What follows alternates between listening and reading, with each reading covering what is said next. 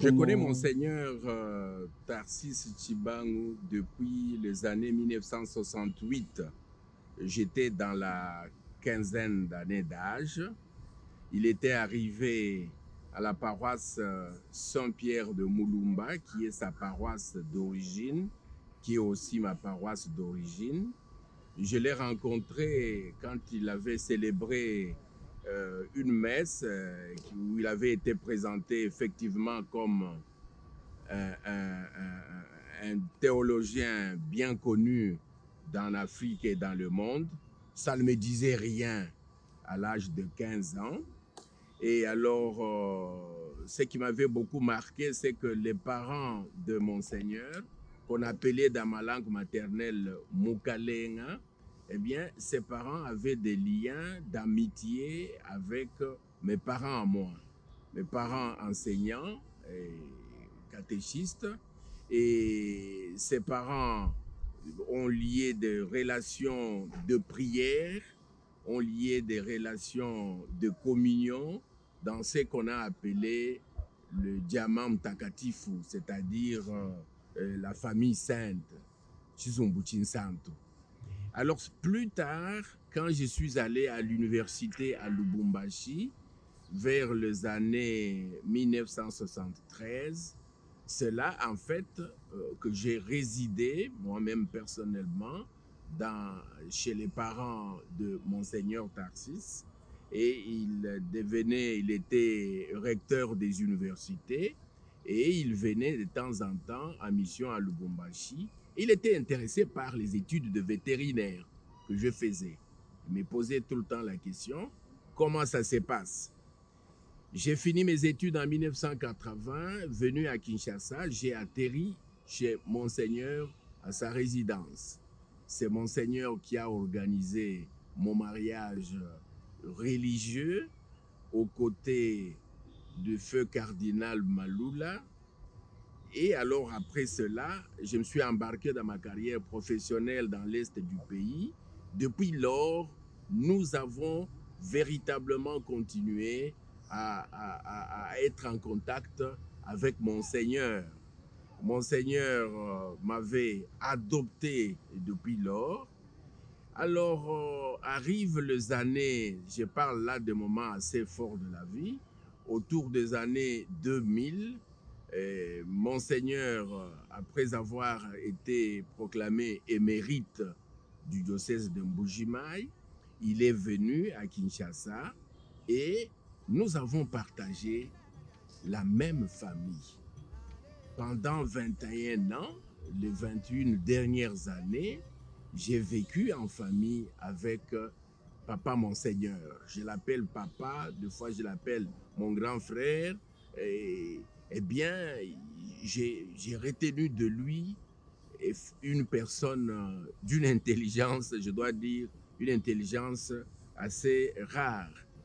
Monseigneur a eu un intérêt multidisciplinaire, multisectoriel des activités de la vie. Monseigneur, j'ai beaucoup retenu de lui le sens d'anticipation. Il est très fort pour dire, écoutez, ce qu'on voit maintenant, c'est bien, mais qu'est-ce qui va se passer dans les 5, 10, 15 prochaines années? Il était très, très, très fort, cela. C'était aussi un très grand organisateur. Monseigneur Tarsis, quand il faut organiser, et il organise avec le sens de l'excellence. Mais aussi, il faut dire que en tant qu'homme d'État, que voulez-vous, il a beaucoup travaillé jusqu'à sa mort, 50 ans durant, comme recteur des universités. Il était consulté par le système politique du pays et un homme responsable d'une grande institution. Eh bien, Monseigneur il s'intéressait pratiquement à tous les aspects de la vie nationale et il en faisait son souci. Alors, malheureusement, il faut dire que c'était jeudi le, 20, le 23, le 23 septembre, le 23 décembre, je voulais dire, que nous avons été alertés que Monseigneur était inquiet, il était anxieux, il ne mangeait pas. et nous avons pris des dispositions pour contacter le recteur de l'université de Kinshasa, le professeur Kayembe, pour qu'il amène l'ambulance. Cela a été fait. Monseigneur est allé aux soins médicaux et le tableau général était bon. Il a même alerté pour dire qu'il allait sortir pour qu'il célèbre la messe le dimanche qui suivait, donc le dimanche d'après le 25, le jour de Noël, qu'il allait célébrer la messe et il fallait qu'on participe à cette messe-là. Malheureusement, la nature a décidé autrement les choses. Le lundi et le mardi qui ont suivi, c'était 2 journées assez dures, assez pénibles pour lui. D'après le rapport médical, d'après ce que nous avons suivi de très près, il n'arrivait plus à supporter ce qu'on lui administrait comme soins. Le chef de l'État alerté avait demandé qu'on prenne toutes les dispositions possibles pour s'occuper de lui, pour qu'il ait des soins appropriés, si possible à l'étranger. Mais les médecins ont dit qu'il fallait attendre parce que l'état de santé devenait quelque peu instable. Il fallait d'abord maîtriser certains paramètres. À notre grande surprise, mercredi le 29, aux heures de 15h de l'après-midi, eh bien, Monseigneur le Baoba a rendu l'âme. On peut bien s'imaginer ce que ça peut faire. Et la famille, moi personnellement, qui ai partagé les dernières années, les 21 dernières années avec lui, c'était extrêmement pénible. Mais j'ai compris que l'homme de Dieu s'en est allé, l'homme de grande foi, l'homme de grande espérance, l'homme d'une grande intelligence et l'homme d'église. Quand j'ai fini mes humanités littéraires en 1972, j'étais venu pour poursuivre mes études universitaires ici à Kinshasa. Et des relations communes ont fait que je puisse rencontrer Monseigneur parce que nous avions eu des difficultés énormes en termes d'inscription à l'université à l'époque, malgré les bons résultats que nous avions au diplôme d'État et même aux épreuves de maturité, comme on les appelait à l'époque. Eh bien, nous avions beaucoup de peine à obtenir une inscription à l'université. C'était l'année où la fameuse politique de quotas venait d'être instituée. Donc, au hasard des circonstances, j'ai été amené à la résidence de Monseigneur Tshibangou où il nous avait reçus avec d'autres jeunes. Et à l'époque, il y avait quelques jeunes que Monseigneur hébergeait chez lui à la résidence. Et en partant de là, au moment où j'avais fini mon premier cycle, parce que à l'université, l'inscription n'avait pas été concluante, je m'étais fait inscrire à l'ISC. Et quand j'ai terminé à l'ISC,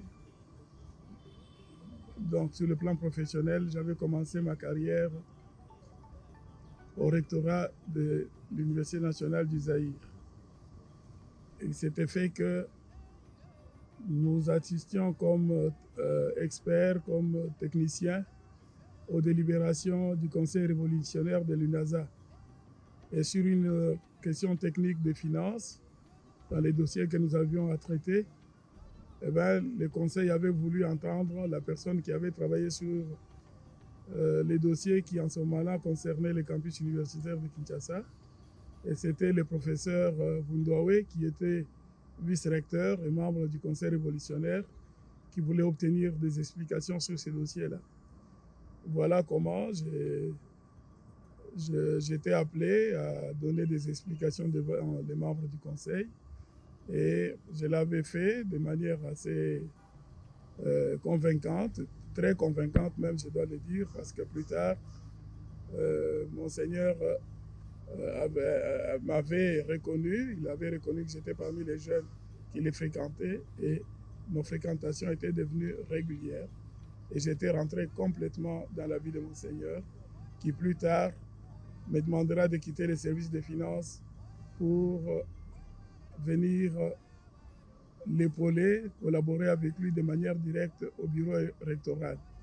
Donc en ce moment-là, il avait un assistant, il avait toujours eu un assistant, et j'étais affecté au bureau rectoral, au bureau directeur, comme un de ses collaborateurs les plus immédiats et comme un second assistant, pratiquement comme son secrétaire particulier.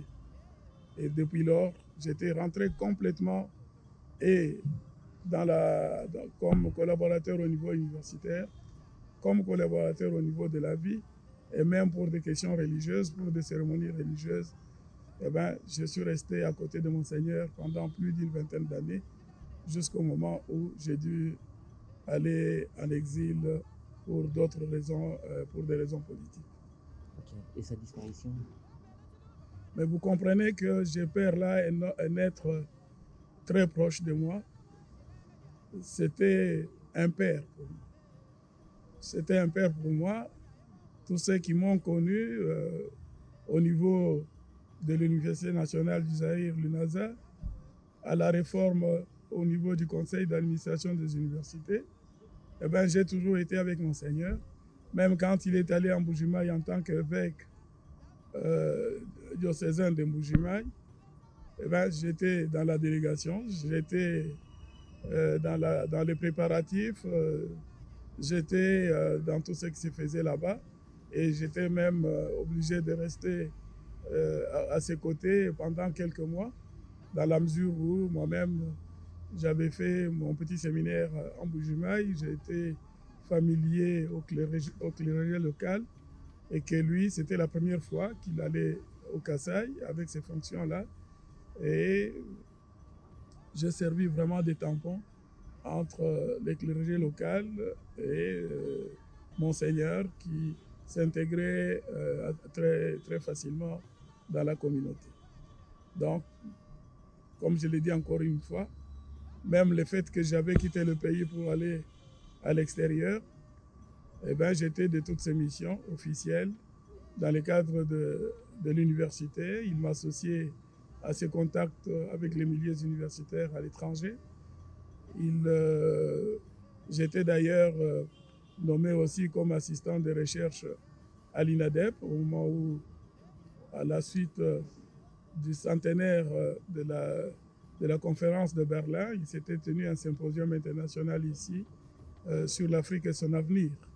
Et à la suite de ce symposium, on avait lancé la création de l'Institut africain d'études prospectives. J'étais à ses côtés en ce moment-là. J'étais d'ailleurs un de ses assistants pendant toute la tenue du symposium. Et comme c'était un domaine de recherche qui l'intéressait beaucoup, quand il venait à l'Europe, il prenait des contacts dans ce sens-là. Et je l'avais toujours accompagné. Ils avaient d'ailleurs lancé une autre fondation avec le défunt président du Bénin, Zinsou. J'avais toujours été à ses côtés, que ce soit au niveau familial. Il a béni mon mariage, il a encadré jusqu'à mes propres enfants qui perdent là vraiment un grand-père pour eux. Monseigneur venait tout le temps nous visiter quand on était enfant. Ce qui les préoccupait à cette époque, c'était notre formation, notre vie de famille. Ça, c'était sa préoccupation majeure. Et après tout cela, je suis parti vivre ailleurs. Et dès là, Monseigneur m'a toujours visité. Monseigneur a eu un lien particulier avec moi parce que chaque fois qu'il s'est déplacé vers l'Europe, il s'arrêtait chez moi pour me voir. Il s'arrêtait chez moi pour voir mes enfants, qui sont ses petits-enfants. La santé de Monseigneur était parfaite depuis plusieurs années. J'étais ici en décembre pour lui faire une surprise pour la fête de Noël, 25 décembre 2021. Je suis arrivé le 16, j'étais avec lui le 17. Nous avions parlé comme d'habitude. Nous avons échangé comme dans notre coutume. Et voilà, le 23, j'étais là quand on m'a appelé pour dire que Monseigneur avait des choses inhabituelles. Et je suis allé voir, comme d'habitude, je lui ai posé la question de savoir s'il allait bien. Il m'a dit oui, il allait bien, il n'y avait pas à s'inquiéter. Et voilà que la situation a dégénéré jusqu'à ce que je puisse donner l'alerte au docteur Mithéo Bruno, qui m'a mis en contact avec son médecin traitant, nous a envoyé son ambulance rapidement pour l'évacuer vers les cliniques universitaires. Et après cela, je l'ai visité le 27 matin. Il voulait me voir parce que j'ai rentré chez moi. On s'est dit aussi au revoir et il était content que je sois venu à ce moment-là. Et voilà que j'arrive chez moi le 28. J'ai plus de ses nouvelles. Le 29 matin, mes enfants, mes filles, Gracia et je tenais à tout prix à parler à Monseigneur. Et nous avons pris toutes les dispositions pour cela. Mais ce n'était pas possible dans la matinée. Et voilà que l'après-midi, vers 15h30, on nous annoncera sa mort. Et j'ai pris immédiatement quelques jours encore l'avion pour revenir ici, pour lui rendre hommage. Mais ce que je retiens de Monseigneur, c'est son sens de famille. Monseigneur, c'est quelqu'un de très complexe, était très complexe. Il avait multiples faces, intellectuelles, religieuses, mais aussi familiales. Et moi, je retiens beaucoup plus ces deux aspects religieux et familiales, parce qu'il m'a montré le sens de la famille, le sens de la prière et surtout la dévotion à Marie. Dieu seul sait les situations que nous avons vécues, il sait là où nous sommes passés et c'est grâce à Marie que nous avons obtenu des résultats. Et ça, c'est un témoignage personnel que je rends. Monseigneur avait une très forte dévotion à Sainte Vierge Marie que je pourrais en ce moment aussi dire, comme quelqu'un qui l'a dit sur les réseaux sociaux, Monseigneur parlait de Dieu, aujourd'hui il parle à Dieu. Merci. Je suis né quand Monseigneur Tchibango venait d'être nommé recteur de l'Université catholique Lovanium, donc il y a pratiquement 54 ans. Je ne peux pas vous dire quand est-ce que j'ai entendu parler de lui pour la première fois, parce que c'est de grandes personnalités, mais je l'ai vu pour la première fois quand j'étais en première année de théologie, lors d'un colloque tenu ici à Kinshasa en 1988. Et je ne savais pas que 4 ans plus tard, il allait être mon évêque à Mbujimaï. Et le 1er novembre 1993, alors que j'étais encore séminariste, il m'avait désigné comme secrétaire en stage dans son bureau, au bureau de l'évêché. C'est donc depuis ce temps-là, donc depuis le 1er novembre 1993, que je suis resté très lié à lui. J'ai travaillé dans son secrétariat pendant 4 ans. Et je dois dire que c'est lui qui m'a ordonné diacre et prêtre. Et puis en 1997, il m'a envoyé aux études en Europe. Après pendant mes études en Europe, en 2000, il est venu pour clôturer un colloque qui était tenu dans mon université en Espagne. Et quelques mois après, il est tombé malade. Et c'est dans les cliniques universitaires de mon université, l'université de Navarre, qu'il est venu se faire soigner. Tout le monde sait qu'il avait eu un problème rénal et c'est à Navarra, dans mon université, qu'il a subi la greffe de rein avec succès. Et ça fait donc 21 ans. Et voilà un peu comment on s'est rencontrés. On est restés très liés jusqu'à sa mort. Alors, personnellement, je dois dire que je lui dois beaucoup. C'est la personne qui m'a accueilli, j'étais encore tout jeune, qui m'a fait confiance. Vous imaginez, je suis un séminariste, donc un monsieur qui ne vaut rien, et un évêque de sa trempe demande que vous soyez son secrétaire. Donc, j'ai donc vécu à côté de lui, non pas comme un privilégié, mais plutôt comme une personne qui a eu la chance de rencontrer une grande personnalité qui a un charisme particulier. Monseigneur Tchibango, ça a été, je peux dire, un pousseur d'hommes.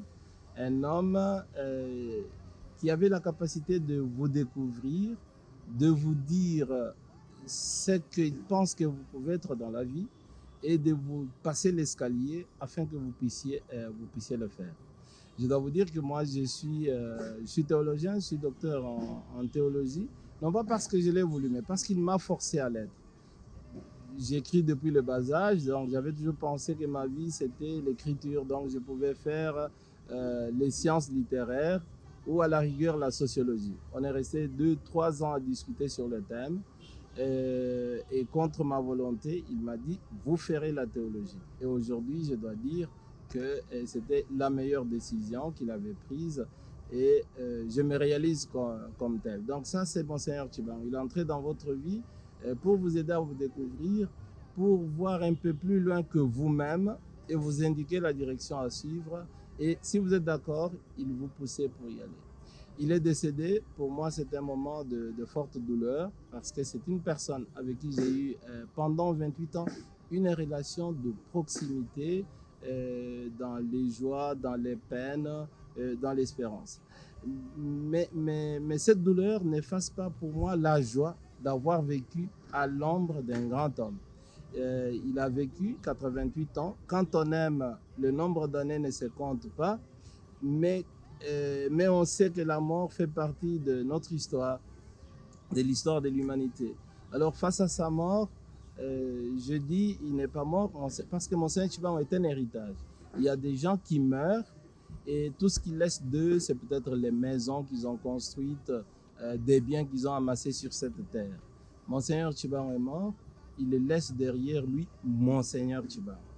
Donc son héritage est plus que matériel, c'est un héritage spirituel, un héritage auquel tout le monde peut avoir accès parce que ici a vécu un homme de grande intelligence, de grande spiritualité et qui nous permet et qui permet à chacun de nous de pouvoir jouir de lui, de tirer profit de lui sans appauvrir quelqu'un d'autre. Voilà donc un peu mes sentiments devant sa mort. Donc je pleure quelqu'un qui dans l'église est pour moi un père, mon père, mais en même temps je rends grâce à Dieu d'avoir mis sur ma route un homme aussi grand, un homme qui m'a aidé à être ce que je suis aujourd'hui. Bon, j'ai rencontré Monseigneur Tshibangou il y a pratiquement 50 ans. C'était en 1982. Le conseil d'administration venait de démarrer, l'UNASA venait de se transformer et moi, j'étais venu à Kinshasa pour aller suivre une formation doctorale en Belgique et c'est le vieux Sampa Sakaweta Milombe qui me fera une recommandation auprès de Monseigneur Tshibangou pour obtenir une inscription à l'Université catholique de Louvain. Ça, c'était en 1982. Et c'est Monseigneur Tshibangou qui me remettra une recommandation auprès du vice-recteur de l'époque, l'abbé Demal. Et c'est ainsi que j'obtiendrai une inscription au doctorat à l'Université catholique de Louvain, à l'Institut supérieur de philosophie. Voilà dans quelles conditions j'ai rencontré Monseigneur Tshibangou. Et j'avais eu l'occasion à ce moment-là, alors que je venais de l'Université de Lubumbashi, d'échanger avec lui sur mon projet de recherche doctorale. Il était très intéressé par ce que je voulais faire et c'est ainsi que j'ai pu me rendre en Belgique. J'ai commencé ma formation doctorale et pendant ma formation doctorale, j'ai aussi j'ai suivi d'autres formations en criminologie. Ça m'a permis de devenir criminologue aussi, en plus d'un doctorat en philosophie.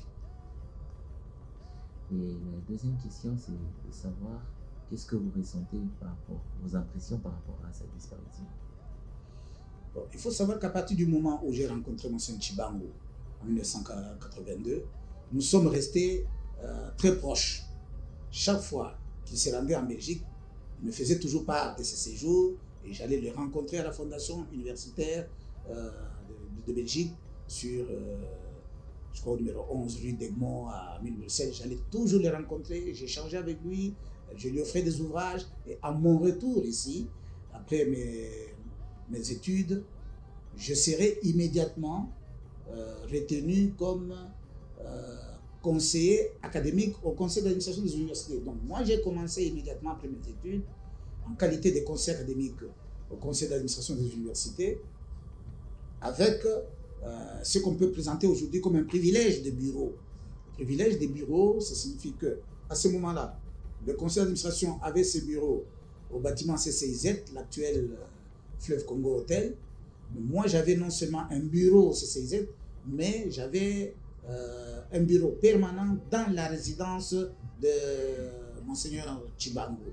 Et il émettra d'ailleurs le souhait de me voir vivre dans les environs de chez lui. C'est ainsi que, peu de temps après, je prendrai ma propre résidence à Salongo Sud.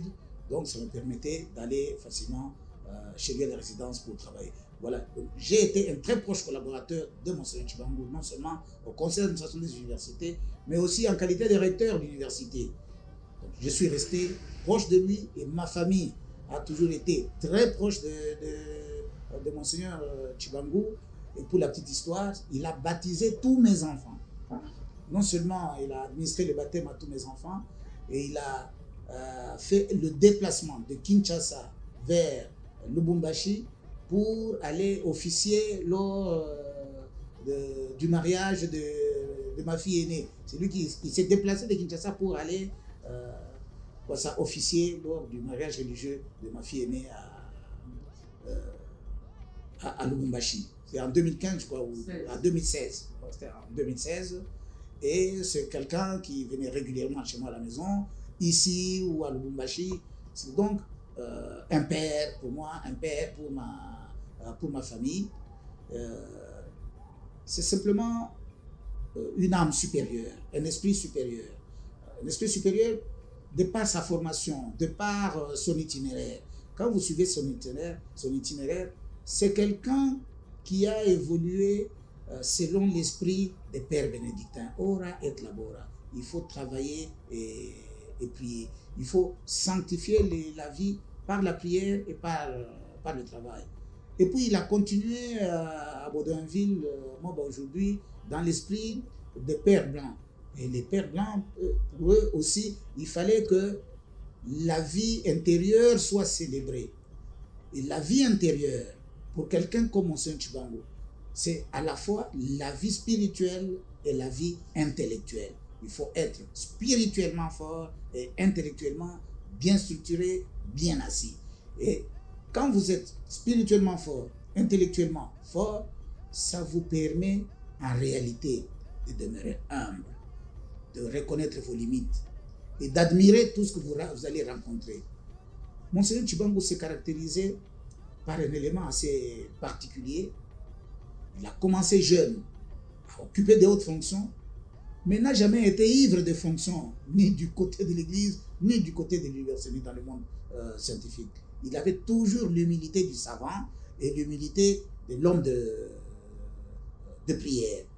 Et c'est pourquoi, quel que soit l'âge des personnes qu'il rencontrait, il rencontre un jeune étudiant, il rencontre un jeune assistant, il rencontre un jeune professeur, eh bien, il avait toujours de la considération pour les gens qu'il rencontrait. Il avait toujours de l'écoute, un sens très développé de l'écoute pour les gens qu'il rencontrait.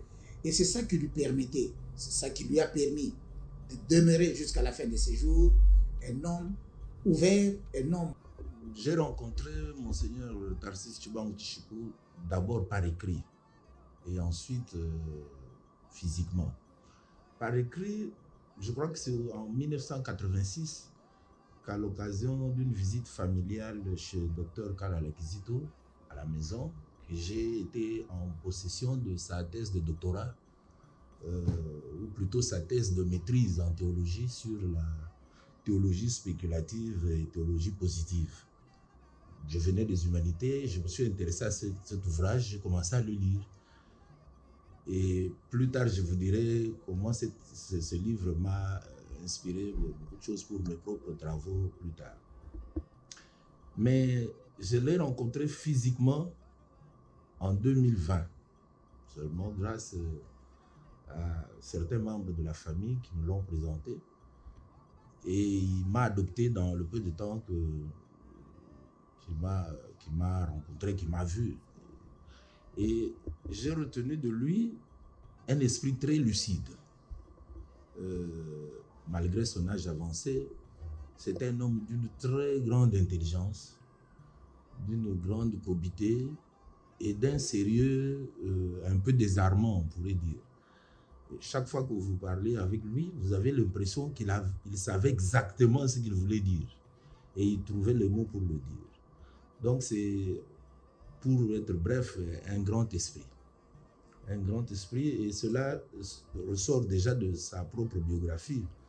Lorsque vous regardez sa vie, en lisant ce qu'il a écrit et ce que les gens ont écrit sur lui, vous voyez que c'est un homme qui a été au croisement de plusieurs influences. Des influences d'abord occidentales, de la pensée philosophique occidentale, mais également de la pensée négro-africaine et même de l'égyptologie.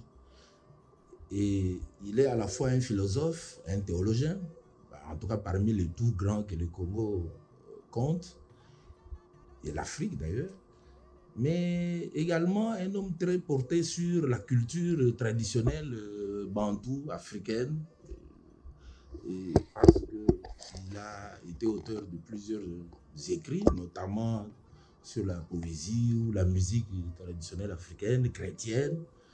Et donc, vous sentez que c'était un bouillon de culture, un monsieur qui représentait beaucoup de choses en lui-même.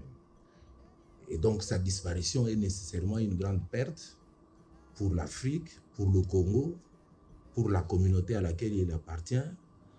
Et nous ne pouvons que remercier Dieu, parce que nous sommes chrétiens, remercier Dieu de nous avoir fait le don de la vie de Monseigneur Tarcisse Tshibangou Tshiko. Donc, ça a été un grand témoin de l'histoire du Congo, surtout de l'histoire universitaire du Congo. Parce qu'on ne peut pas parler de l'université congolaise sans associer l'évolution, le développement de cette université au nom de Monseigneur Tarcisse Tshibangou Tshiko. Et donc, c'est avec beaucoup de peine que nous déplorons cette perte. Mais puisque Dieu a donné, c'est encore lui qui a repris. Oui, en réalité, je l'ai d'abord connu de bonne réputation quand je suis entré à l'école secondaire, à la Mouera, séminaire dans lequel il a été formé. Et quand on nous a présenté un peu ce qu'était la dissertation, eh bien, en guise d'exemple, nos professeurs nous disaient, en guise d'illustration, allez lire ce qu'écrivait quelqu'un comme Tarcisse Tshibangou. Vous citez d'autres. Si, effectivement, comme les archives étaient bien gardées, on retrouvait les écrits de Tarcisse Tshibangou quand il était aussi, à son époque, en 6e latin. C'est là qu'on découvrait une intelligence extraordinaire. C'est-à-dire, c'est quelqu'un qui écrit des choses, quand vous les comparez à celles que vous écrivez, vous vous rendez compte que vous êtes à plusieurs années-lumière. Je dis, mais je ne comprends pas, cet homme est né à Kipushi, moi je suis né à Jadoville, Kipushi, petite bourgade. Comment cette petite bourgade a pu donner toutes ses connaissances à ce monsieur qui écrivait comme ça? Et quand vous passiez en 5e gréco-latine, on vous renvoyait aux mêmes écrits. Il y avait aussi les Moudimbe, il y avait d'autres personnes. Mais moi, je m'intéressais particulièrement à Tarcisse. Et vous trouviez des écrits, n'ayons pas peur de mots, extraordinaires. Et tous les anciens nous racontaient ce qu'il était, ce qu'on leur racontait qu'il était, un homme d'une grande modestie, une grande intelligence, toujours le premier de sa classe, chose qu'il ne voulait pas, autour desquelles il ne voulait pas qu'on revienne, hein, parce qu'il était très humble. C'est comme ça que donc j'ai connu ce grand homme qui vient de nous quitter. Il aimait la qualité, il aimait les intelligences. Nous, on cherchait à l'imiter, mais sans jamais l'égaler. Parce que quand il lisait un livre, j'ai l'impression qu'il retenait tout.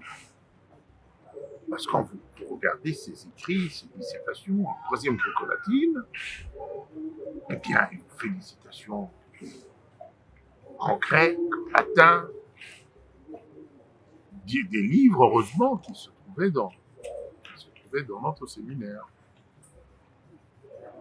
Et celui, je suis sûr, qui nous a donné, à mes amis et à moi, le goût de la lecture. Et je me souviens, quand on s'est rencontrés, on est très solidaires dans notre séminaire, hein, le séminaire de la Mueva. Quand j'étais journaliste et qu'ils savaient que j'étais passé plusieurs années après eux au petit séminaire, de temps en temps, ils m'envoyaient un petit livre. Quand il était en Belgique, aux études, un petit livre qu'il m'envoyait. Voilà un peu dans quelles circonstances je l'ai connu. Quand j'étais devenu journaliste, il appréciait ce que je faisais très modestement. Il m'encourageait. À plusieurs occasions, il m'a offert des bourses pour que j'aille faire la communication en Belgique, mais moi je préférais la France. Donc,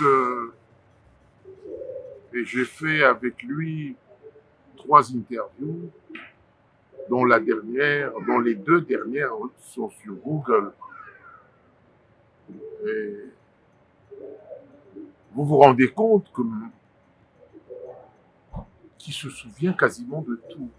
Malgré son âge, c'est vrai que l'expression était devenue un peu plus difficile. C'est une grosse perte. Un gros baobab est tombé. Et je suis heureux de faire ce témoignage de cet homme extrêmement intelligent. Suivant le mode d'organisation des activités que je menais, des activités culturelles, j'étais amené à rencontrer les autorités académiques et de temps en temps Monseigneur comme recteur parce que il y aurait pu avoir des problèmes de protocole si on invitait des gens de la ville. Et donc petit à petit, je l'ai apprécié et je pense qu'il m'a apprécié puisque aussitôt après, quand il y a eu l'UNASA, il m'a demandé de travailler avec lui. Mais je ne suis pas resté longtemps parce que je n'avais pas vocation à travailler dans l'administration. J'ai travaillé avec lui à l'époque, je crois, si mes souvenirs sont bons, c'était Pierre Païpaï qui était son directeur de cabinet ou son attaché principal. Enfin, j'ai été affecté à ce service-là. Mais je suis parti aussitôt parce que ma vocation était d'enseigner. Et donc, je suis allé à l'Institut national des arts. Ça, c'est la 3e phase, c'est la phase NASA, oui. Et donc, c'est un moment important pour nous. Parce que l'UNASA a eu, envers les instituts supérieurs, une attitude de revalorisation. L'intégration des instituts supérieurs avec les universités a créé une sorte d'émulation saine, mais aussi à standardiser les statuts des professeurs ainsi que les programmes. Ce qui fait qu'il y a eu automatiquement, par rapport à des instituts supérieurs qui avaient été considérés comme minorisés à l'époque par rapport aux universités, il y a eu donc une sorte d'amour-propre pour aller plus loin. Et c'est le cas de l'Institut national des arts. Je m'arrête là Parce que le nom s'appelle Institut national des arts. La plupart des instituts, c'est des instituts supérieurs. Nous, c'est l'Institut national des arts. C'était la volonté de Monseigneur Tshibanga.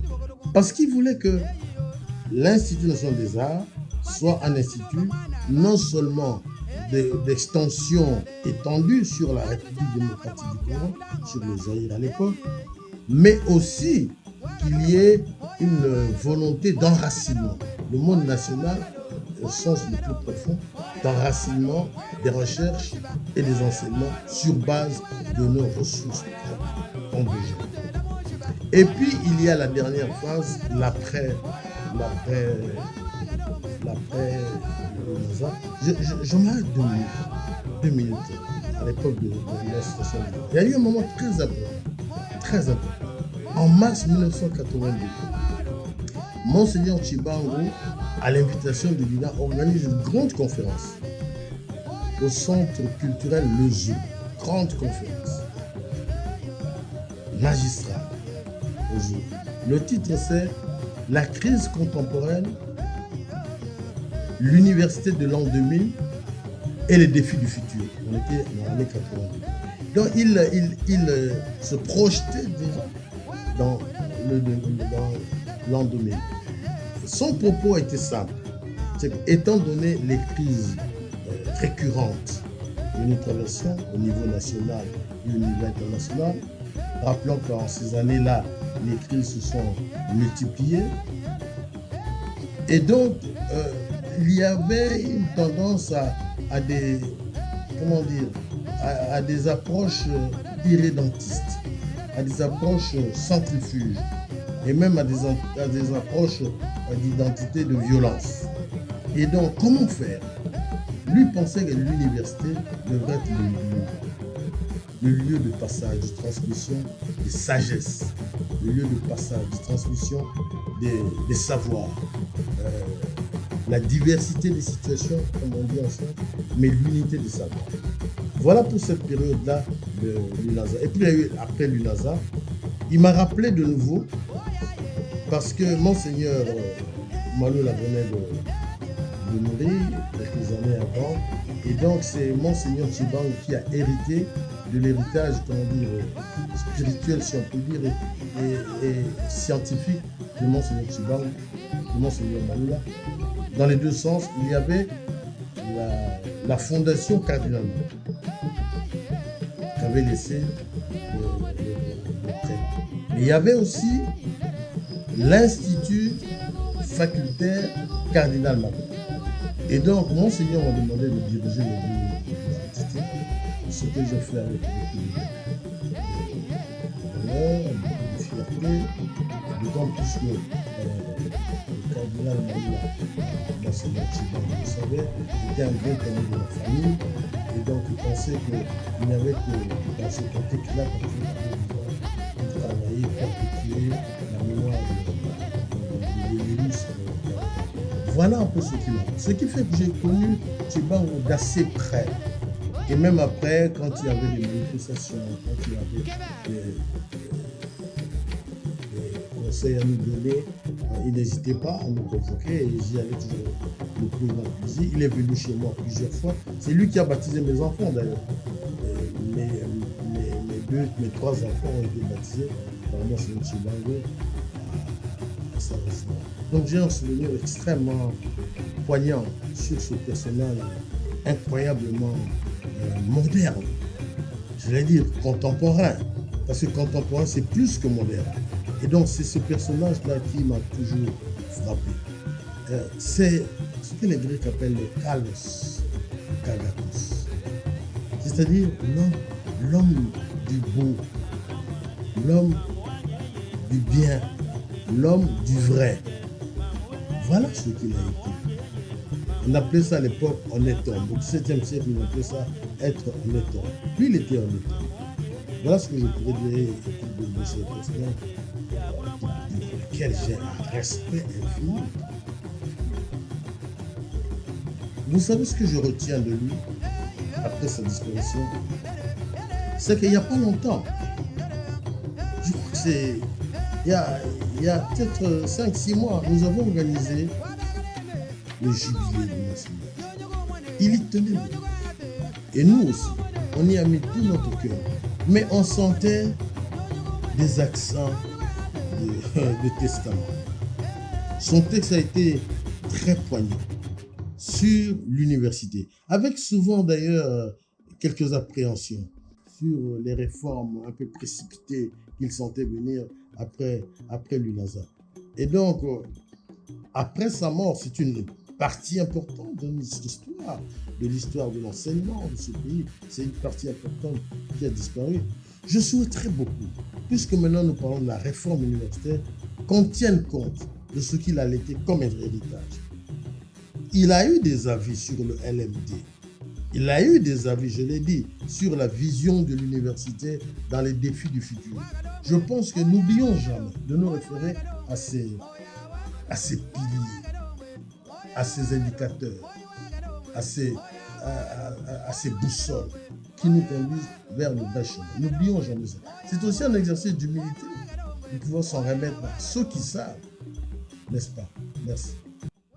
Rencontrer Monseigneur Tchibango, je l'ai vu pour la première fois à Lubumbashi. Il venait d'être ordonné prêtre en 1959 et il était venu en visite chez des personnes que je connaissais. Et moi-même, je me trouvais à cet endroit-là. Et il est arrivé et nous nous sommes tous levés pour le saluer, pour saluer le jeune prêtre qui venait d'être ordonné. Et puis après, il est resté un petit moment avec les gens chez qui il venait pour rendre visite. Puis après, il est parti. Et quand il est parti, comme moi, je me préparais pour aller à l'université, le père de la maison où j'étais, parce que j'avais été moi-même en visite à cette maison-là, nous dit, voilà, vous voyez les types qui viennent de partir là, vous voyez le prêtre qui vient de partir, en disant, oui, il dit, c'est un garçon très intelligent. Et si vous devenez comme lui, vous serez quelqu'un dans la vie. Voilà comment je l'ai rencontré pour la première fois. Et c'est à ce moment-là que j'ai connu son nom, qui s'appelait Tchibango Tarsis. Et depuis lors, ce nom est resté gravé dans ma mémoire.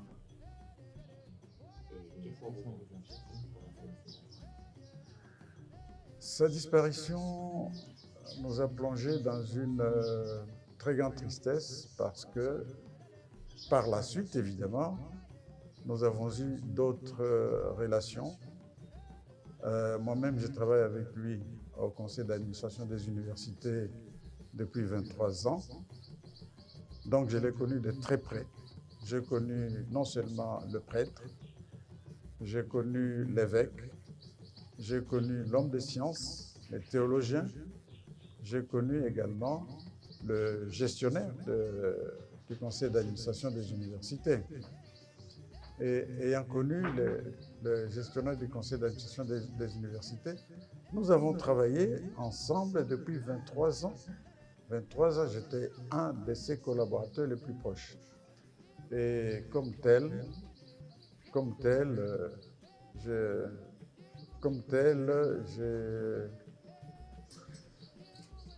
j'ai été parmi les gens qui ont très mal encaissé son décès. D'autant que j'ai appris ce décès dès lors que je quittais mon bureau, sachant qu'il était hospitalisé, et j'ai parlé avec son médecin traitant de l'évolution de sa santé. Son médecin traitant me donnait plus ou moins le bulletin de sa santé. Il était 14h, 14h30, et quand j'arrive à la maison, à 15h15, déjà on me téléphonait pour dire « Monseigneur est décédé ». Alors vous vous rendez compte, c'était pour moi un grand choc, un très grand choc. D'abord parce que le médecin m'a donné un peu d'espoir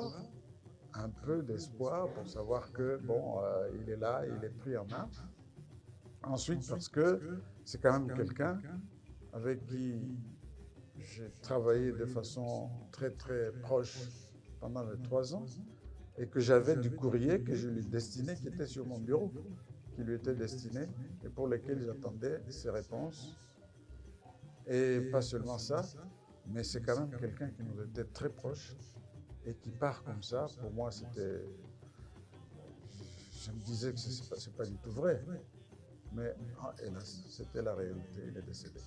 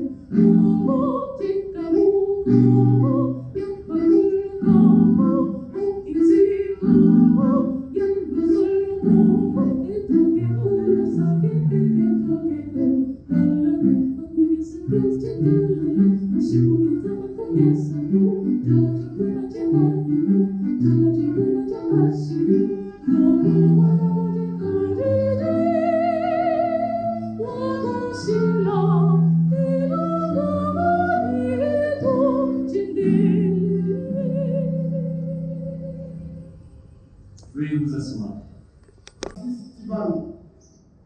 Qui récompensera les œuvres de l'esprit de nos chercheurs. Chers membres de la famille, pour une perte comme celle-ci, les mots sont très faibles pour exprimer ce que nous ressentons. Que Dieu lui-même, qui nous avait donné Tarsis Tshibangou, console nos cœurs, soyez enseignés de notre compassion conforme et de notre... Désormais, par la célébration en sa mémoire en guise de souvenir et reconnaissance à ces maîtres de la science et scientifique, cela à la faveur du savoir. Mesdames et messieurs, mon collègue, monsieur le ministre de l'enseignement universitaire, vient de nous rappeler quelques espoirs de celui qui fut le premier recteur congolais, le premier scientifique congolais, le recteur magnifique de l'université congolaise, à savoir de l'université de Vali, devenue plus tard l'université de Kinshasa. En tant que ministre de la Recherche scientifique et innovation technologique, je suis venu m'aider devant et rendre un vibrant hommage à un grand chercheur congolais, un grand scientifique avéré et un grand promoteur de la recherche scientifique dans notre pays. En effet, s'agissant du secteur de la recherche scientifique, en remontant aux années 70, plus exactement en 1978, l'illustre que nous allons honorer, plairer, Isfari a été un membre très actif du Conseil scientifique national de l'Institut de la recherche scientifique, IRES, qui a été l'organisme réunissant en son sein les centres instituts de recherche publique de notre pays. Il s'est valablement impliqué dans tous les problèmes spécifiques liés à la recherche scientifique dans notre pays. À ce titre, le ministère que j'ai l'honneur de diriger actuellement lui doit toute la reconnaissance pour cette implication. Grand chercheur, grand scientifique, il a, dans le domaine de la théologie, initié le débat sur la théologie chrétienne africaine, ainsi que les recherches sur la religion africaine.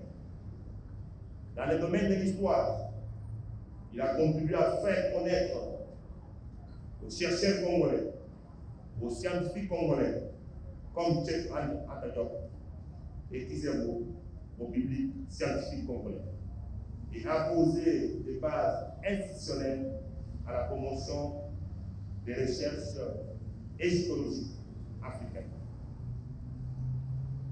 Aussi, en tant que des sciences et chercheur avéré de la haute facture, il a été l'initiateur et directeur général de l'Institut africaine d'études projectives INADEP, ainsi qu'une institution spécialisée dans les domaines de réflexion anticipative pour proposer des solutions aux problèmes des crises et assurer jusqu'à sa mort la fonction du directeur général de cet institut. Mesdames et messieurs, en acceptant de déposer son stylo, son papier et de mettre au repos son cerveau, Monseigneur Tshibangou Tshishikou Tarcisse a eu du moins la conviction que son héritage est significatif et qu'il a accompli son devoir dans cette chaîne de transmission. C'est donc un maillon qui s'est détaché sans mettre en péril la force et la puissance de ce qu'il a accompli. Député et sénateur, Excellences, Messieurs les ministres, distingués invités en petite égalité, chers participants à cette séance, Monseigneur Tarcisse Tshibangou, président du conseil d'administration des universités, nous a quittés ce mercredi 29 décembre 2021 de suite d'une maladie après un court séjour aux cliniques universitaires de l'Université de Kinshasa. De l'avis indigné des témoins de l'acheminement de la Bécour à la mort, son corps avait été accueilli, il n'y avait pas été accueilli avec les égards dus à une liste disparue à cette personnalité qu'il fut de son vivant.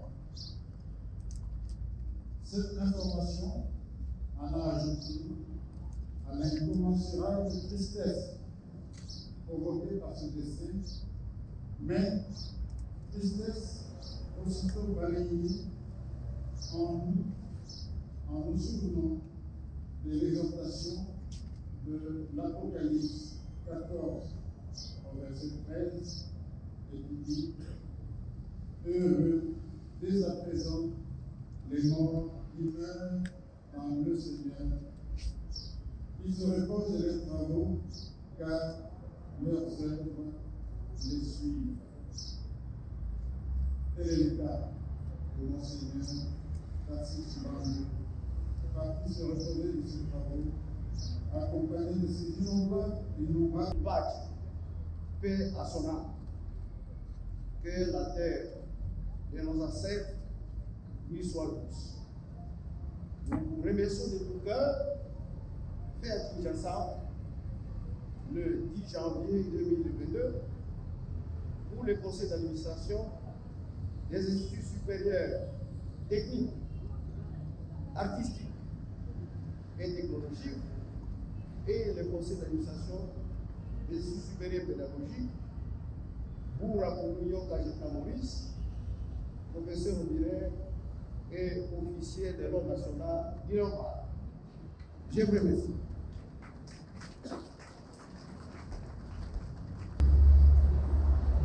La plénitude d'une vie humaine, une grâce qui nous a été donnée à travers un serviteur de Dieu qui a été grand penseur, grand acteur et grand inspirateur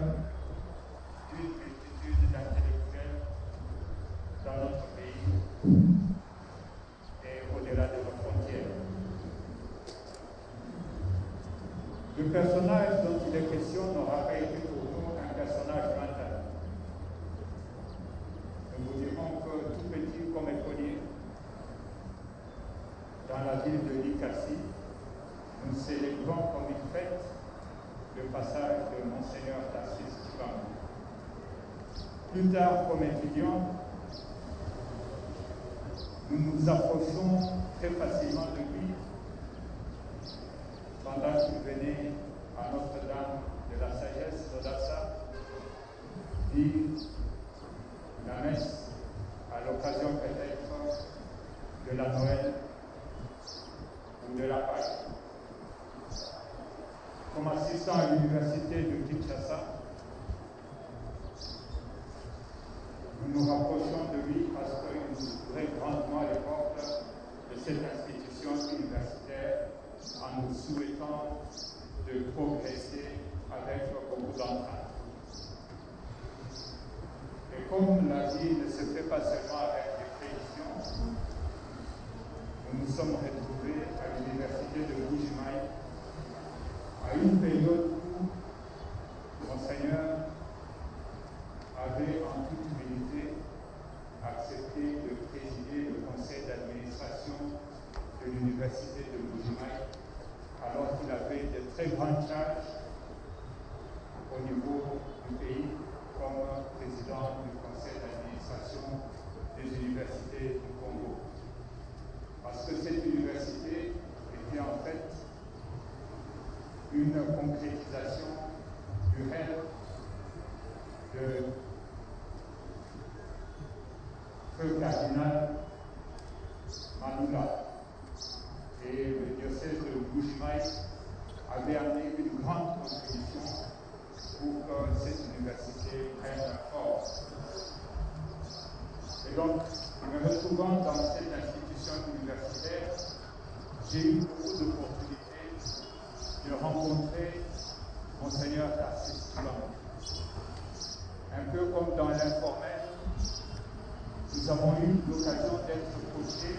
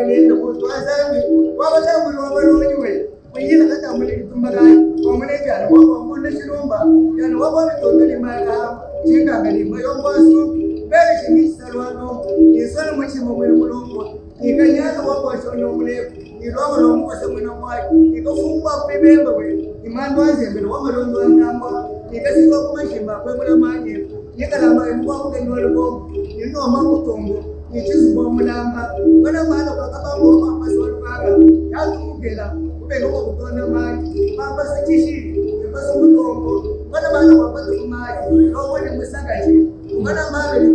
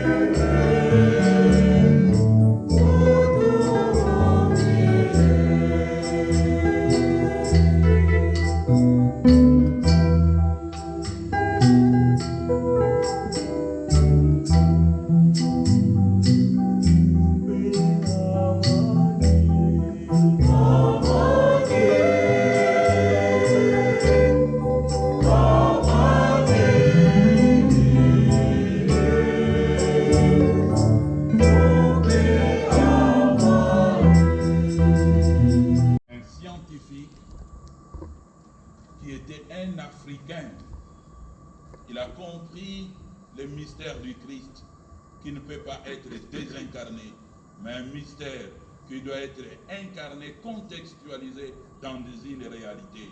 C'est la raison pour laquelle la réflexion sur la théologie africaine c'est-à-dire qui fait partie de l'inculturation, comment nous pouvons exprimer notre foi comme chrétiens, mais comme aussi africains. Il m'a demandé un jour de continuer la réflexion entre le droit canonique et l'Afrique. Il m'a donné beaucoup d'éléments que j'ai encore. J'espère qu'un jour je peux réaliser ce qu'il m'a demandé. Aujourd'hui, tous ces motifs nous permettent de rendre grâce à Dieu et de prendre comme modèle de travail et d'assiduité ce que Monseigneur a été pour nous tous ici présents. Prions donc le Seigneur, qu'il a aimé, qu'il a doté de qualités exceptionnelles pour qu'il continue de bénir ses projets. Ce qu'il a commencé ne puisse pas s'arrêter avec lui, mais ça puisse continuer. Amen.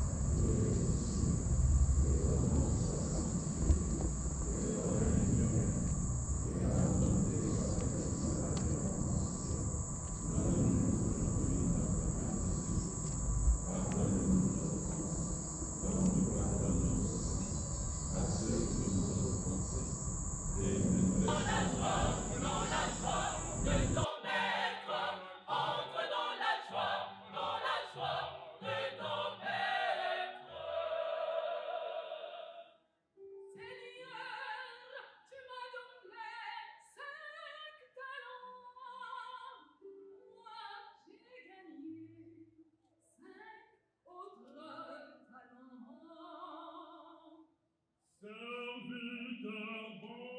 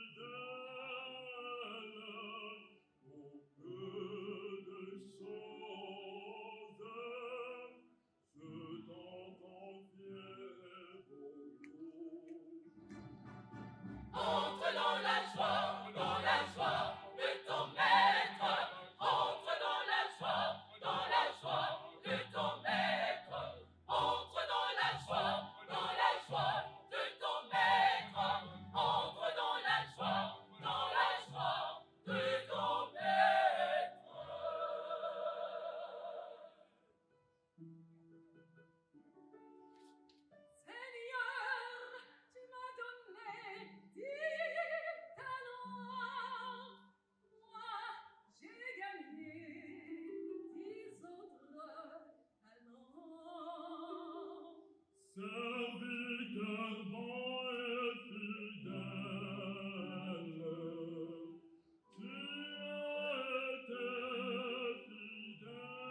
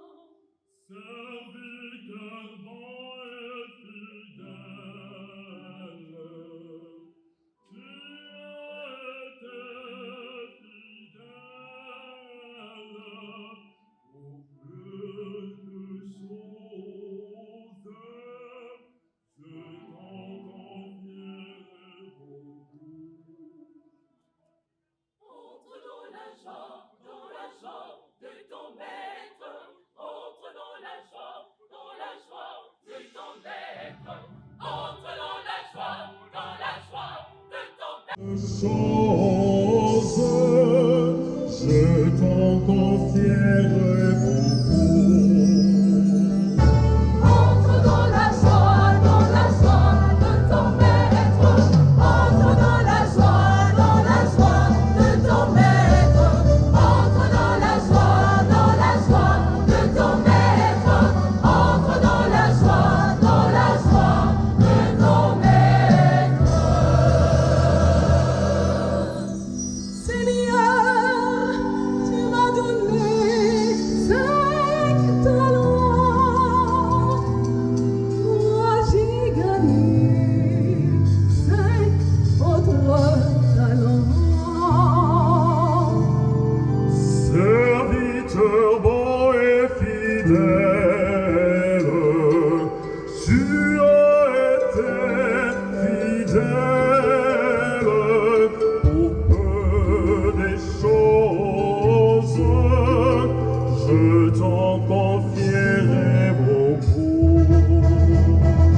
Entre dans la joie de ton maître. Entre dans la joie de ton maître.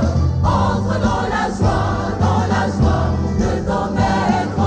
Entre dans la joie de ton maître. Seigneur, tu m'as donné 10 talents. Moi, j'ai gagné 10 autres talents. Serviteur bon et fidèle, tu as été fidèle au peu de choses. Je t'en confierai beaucoup. Entre dans la joie de ton maître. Entre dans la joie de ton maître. Entre dans la joie de ton maître. Entre dans la joie de ton maître.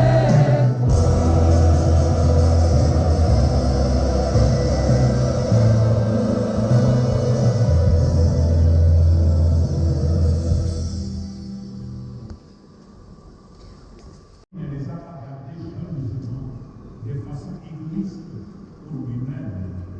Il les a fructifiés, unis au service de l'Église, au service de la communauté universitaire et au service de la nation congolaise.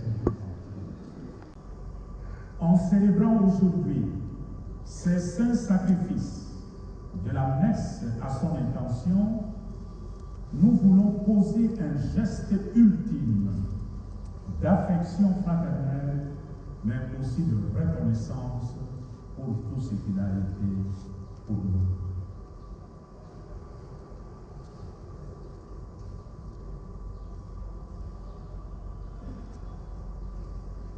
Nous voulons ainsi, par cette célébration eucharistique, l'accompagner de nos prières et le recommander à la miséricorde du Seigneur pour le repos éternel.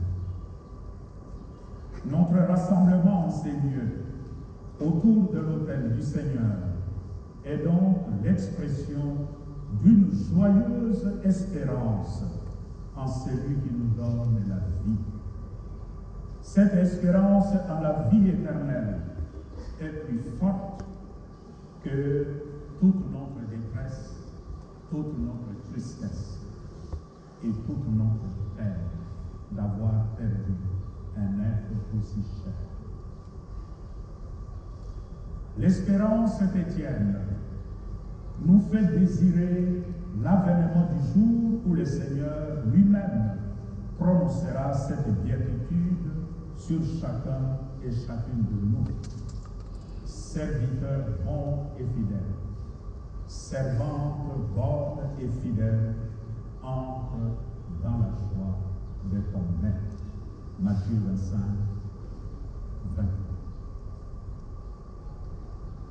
Chers frères et sœurs dans le Seigneur, La parole de Dieu que nous venons d'écouter nous apporte la vraie consolation et nous rappelle que nous devons nous préparer à ce moment de rencontre, à ce face-à-face avec Dieu.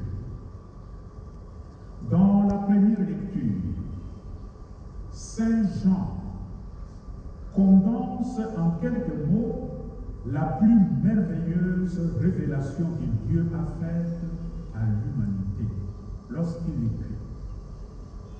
Ce n'est pas nous qui avons aimé Dieu, mais c'est lui qui nous a aimés et il a envoyé son Fils en sacrifice de pardon pour nos péchés. 1 Jean 4, 10.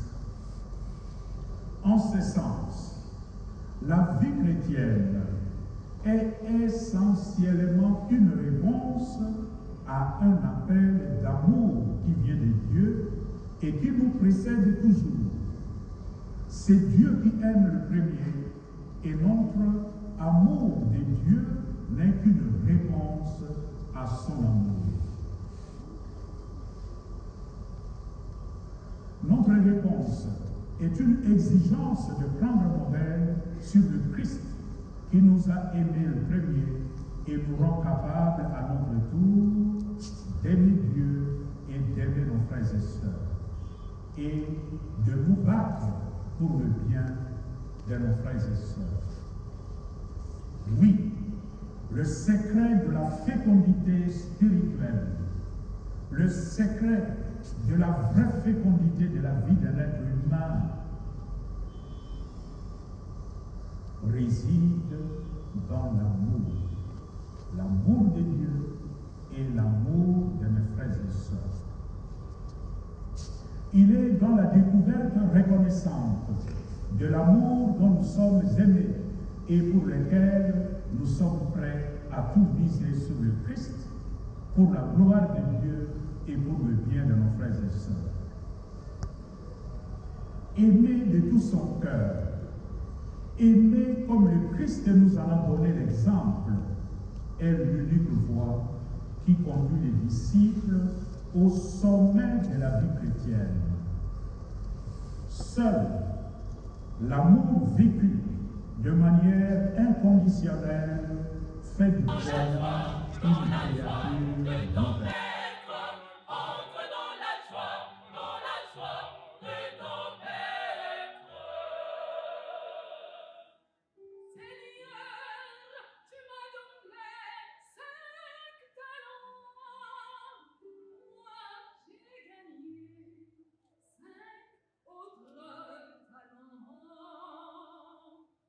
Serviteur bon et fidèle,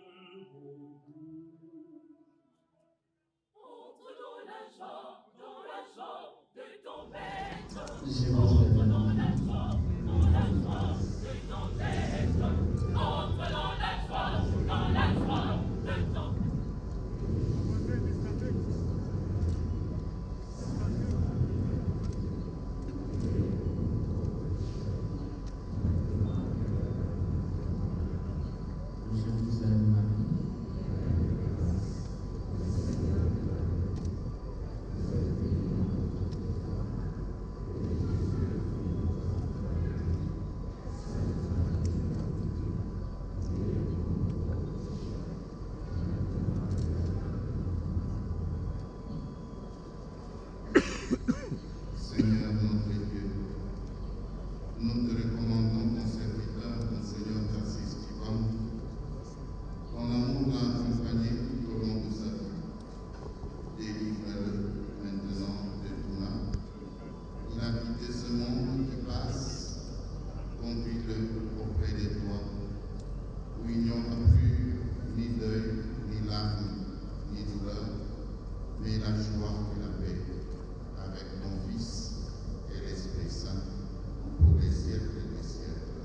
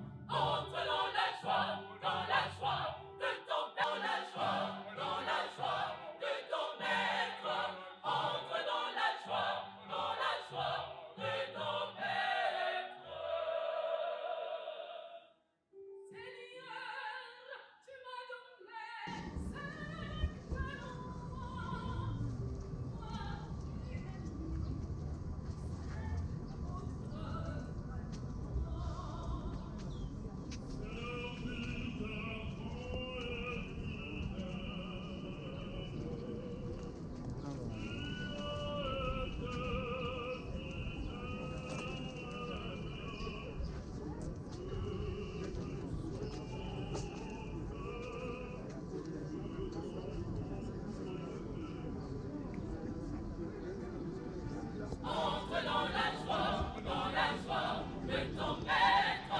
Entre dans la joie de ton maître. Entre dans la joie de ton maître. Tarsis Tshibangou Tshiku est né le 24 avril 1933 à Kipushi, près de Lubumbashi, dans l'actuelle province du Haut-Katanga. Issu d'une famille des parents Luba, originaire de l'ancienne province du Kasaï oriental, plus précisément à Ngandanjika. Il poursuit ses études primaires à la paroisse Sainte-Barbe, organisée par la société minière UMHK à Kipushi de 1939 à 1944. Il fit ses études secondaires aux humanités gréco-latines au petit séminaire de Kapiri Kapkanda sous la direction des pères bénédictins en janvier 1945 à 1951.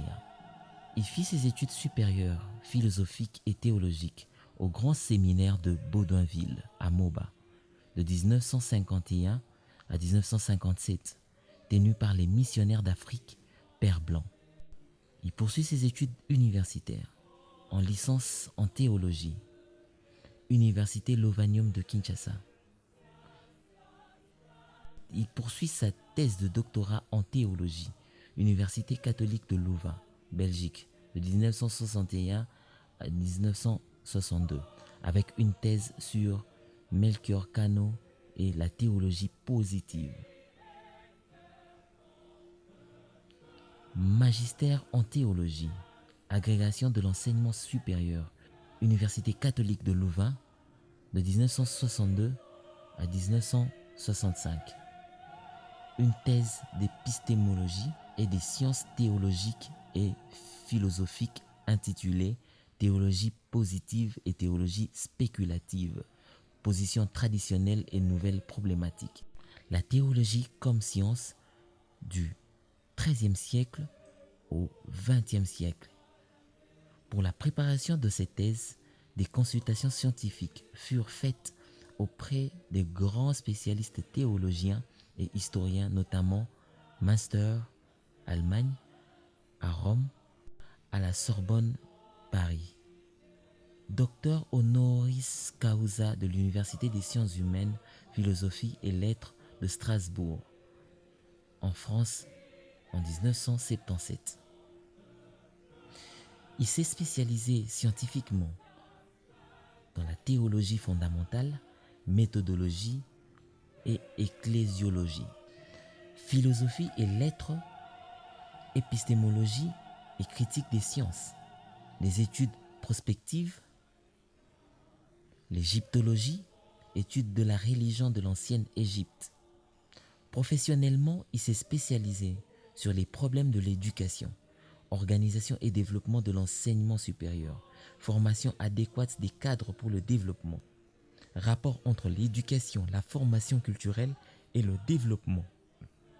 Il a été ordonné prêtre le 9 août 1959 à l'archidiocèse de Lubumbashi.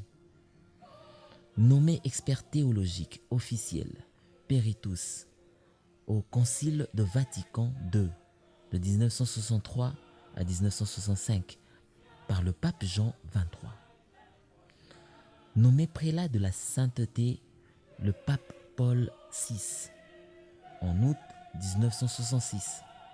Consacré évêque auxiliaire de Kinshasa le 6 décembre 1970. Évêque auxiliaire chargé de la région apostolique de Kinshasa-Ouest de 1980 à 1992. Vicaire général à tout pouvoir de l'archidiocèse de Kinshasa de 1991 à 1992. Nommé évêque de Mbuji-Mayi par le pape Jean-Paul II le 26 novembre 1991.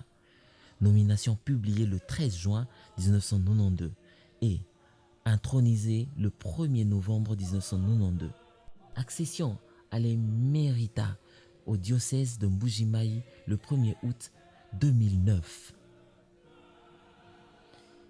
Il a occupé aussi des fonctions tel que membre de la commission œcuménique Foi et Constitution, Faith and Order, de 1958 à 1984, premier représentant catholique. Il fut membre de la commission théologique internationale de 1969 à 1984, membre du conseil de direction scientifique de l'Institut œcuménique de Jérusalem, membre du secrétariat romain de l'Église catholique pour les non-chrétiens de 1974 à 1984, secrétaire puis président de la commission doctrinale de la Conférence épiscopale nationale du Congo pendant plus de 20 ans, vice-président de la Conférence épiscopale nationale du Congo de 2004 à 2008, chargé de la section théologique du SCEAM, Symposium des conférences épiscopales d'Afrique et du Madagascar en 1973, membre cofondateur de l'OATA, Association œcuménique des théologiens africains depuis 1977,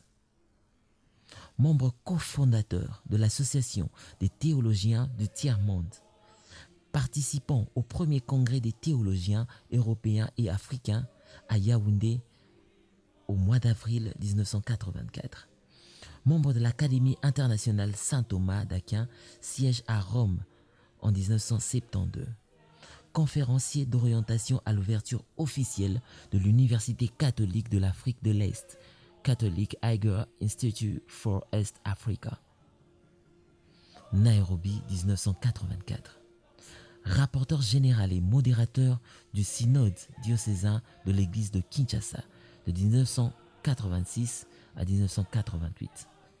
Participant et contributeur à de nombreux congrès et colloques internationaux sur des questions théologiques et religieuses. Président de la Fondation Cardinal Malula, FCM, depuis 1989. Membre du comité de rédaction de la Revue internationale de théologie Concilium. Fondateur et modérateur de la Voix de consécration religieuse. Institut séculier Saint-Jean-Baptiste depuis 1984. Président de la Fondation Épistémologie et Théologie. Professeur à l'Université Lovanium de Kinshasa en 1965. Vice-recteur de l'Université Lovanium de Kinshasa en 1966 jusqu'en 1967. Recteur de l'Université Lovanium de Kinshasa de 1967 à 1971. Recteur de l'Université nationale du Congo Zaïre, UNAZA, de 1971 à 1981. Président chancelier des universités du Congo depuis 1981. Vice-président de l'Institut national de recherche scientifique, IRES en sigle, 1975. Président de l'Association des universités africaines, AUA, de 1969 à 1973. Membre du conseil d'administration de l'AUPELF, Association des universités partiellement ou entièrement de langue française, de 1969 à 1975. Membre du conseil d'administration et de l'Association internationale des universités, AIU, de 1980 à 1985. Membre du conseil d'administration de la Fédération internationale des universités catholiques, FUIC en sigle, depuis 1970. Fondateur du CRIDAC, Centre de recherche interdisciplinaire pour la promotion et la protection des droits de l'homme en Afrique centrale. Président du Congrès international des africanistes de 1974 à 1978. Vice-président de l'International African Institute de 1975 à 1980. Membre du mouvement The University and the Quest for Peace depuis 1968. Membre du comité scientifique international du projet de rédaction de l'histoire générale de l'Afrique sous l'égide de l'UNESCO depuis 1969. Consultant à l'UNESCO. Membre du jury international du prix UNESCO pour l'enseignement des droits de l'homme depuis 1982. Membre du Club d'Afrique. Membre du Conseil international des hispanistes sur invitation du roi Juan Carlos d'Espagne depuis 1983, président de la Fondation Prospective Africaine, président de la Conférence des recteurs des universités africaines francophones depuis 1973, membre du conseil d'administration de l'université de Zambie à Lusaka en 1974, membre du conseil d'administration de l'université nationale du Lesotho depuis 1984, membre du haut conseil de l'université des réseaux de langue UREF depuis 1988, membre du comité scientifique de la Fondation Il Futuro dell'Uomo, Florence, Italie, depuis 1987. Mission de consultation pour la promotion du développement universitaire et scientifique en Afrique auprès des fondations américaines Ford et Rockefeller pour des organismes ACDI et CRDI. Membre correspondant de International Biographic Center de Cambridge, Grande-Bretagne et de American Biographical Institute. 3 missions universitaires et scientifiques importantes au Japon, sur invitation du gouvernement japonais. Center for African Area Studies de l'université de Kyoto au Japon. Nombreuses missions de coopération universitaire dans tous les continents. Mission auprès des universités de Chine en 1974. Créateur et directeur général de l'Institut africain d'études prospectives, INADEP, depuis 1989. Fondateur et directeur général du Centre d'études égyptologiques Cheikh Anta Diop, CECAD, depuis 1989. Président de la table ronde sur l'éducation pour tous au Zaïre avec la participation du gouvernement, de la Banque mondiale, du PNUD, de l'UNICEF en 1990. Membre de World Federation of Scientific Workers, siège à Londres. Président du Symposium international de Kinshasa sur l'Afrique et son avenir en 1985. Membre du comité de l'Association mondiale de perspectives sociales. Membre du comité du groupe de Yamoussoukro pour la formation de l'informatique en Afrique depuis 1981. Membre du comité fondateur de l'Union panafricaine pour la science et la technologie. Président des États généraux de l'éducation au Zaïre en 1996. 2 fois délégué officiel au sommet francophone, Québec en 1987, à Dakar en 1989. Président de l'IACIDE, Institut africain pour la coopération internationale et le développement des économies. Directeur exécutif fondateur de la Fondation universitaire du Congo, CEZEA, Centre zaïrois d'études africaines. Président du CERP, Centre d'études et de recherche parapsychologique. Il a reçu des titres honorifiques comme commandeur de l'Ordre national du Léopard, commandeur de l'Ordre national du Sénégal, commandeur de l'Ordre national de la Pléiade, académicien correspondant de l'Académie diplomatique de la paix Palma de Mallorca, sélectionné et proclamé International Educator of the Year 2003 par l'IBC, International Biographical Center, Cambridge, Grande-Bretagne. Voilà ce qui a été la vie de Monseigneur Tarcisse Tshibangou Tshishikou. Que son âme repose en paix.